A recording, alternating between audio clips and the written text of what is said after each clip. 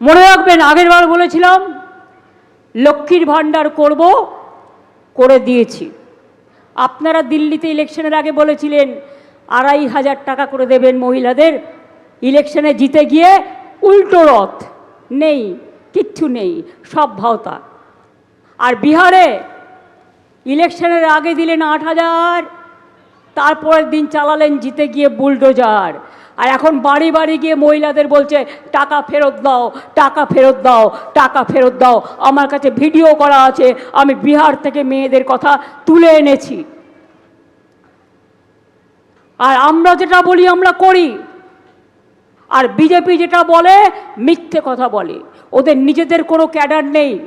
মনে রাখবেন, মিছিলের লোক নিয়ে যায় 500 টাকা দিয়ে, 1,000 টাকা দিয়ে। আরে 500 টাকায় মানুষের জীবন চলে? মিছিলে যাচ্ছেন যান টাকা নিয়ে, কিন্তু ভোটটা দয়া করে দেবেন না।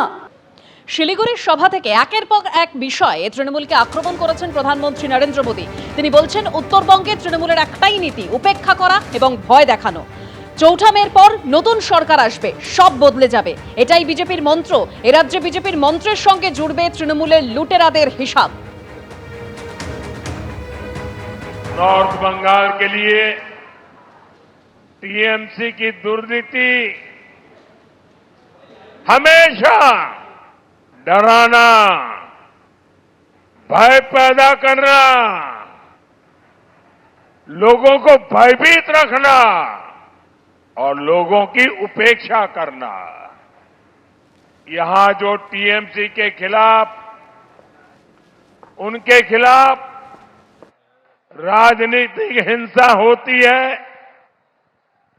उनको डराया धमकाया जाता है, राजनीतिक कार्यकर्ताओं की हत्या कराई जाती है। लेकिन साथियों, बहुत हो चुका। अब बंगाल सहन नहीं करेगा। अब और नहीं, আর নয়,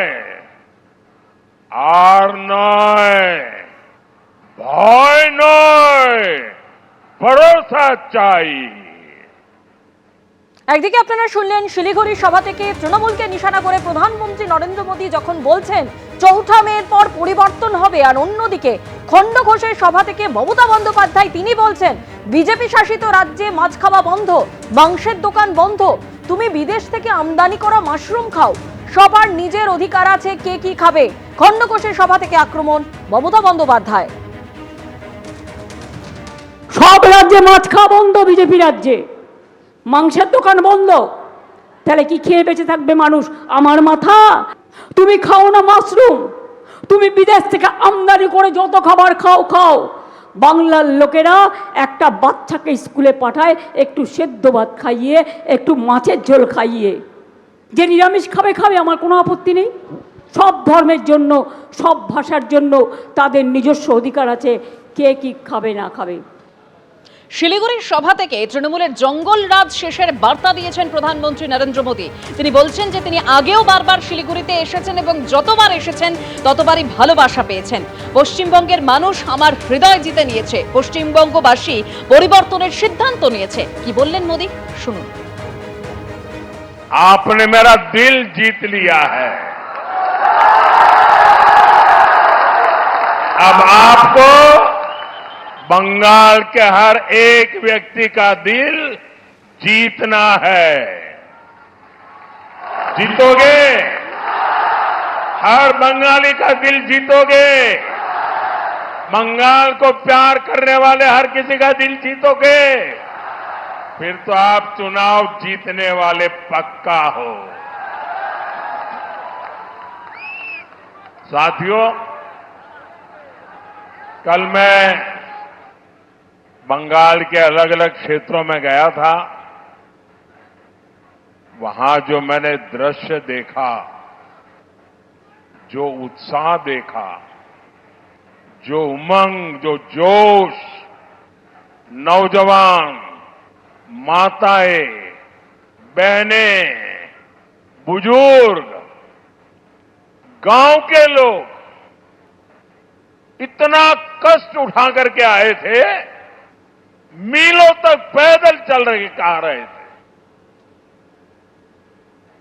बंगाल इस प्रकार से परिवर्तन की ठान के बैठा है जी। इस बार बंगाल में टीएमसी का जाना तय है। एबीपी आनंद एगिए थाके एगिए राखे।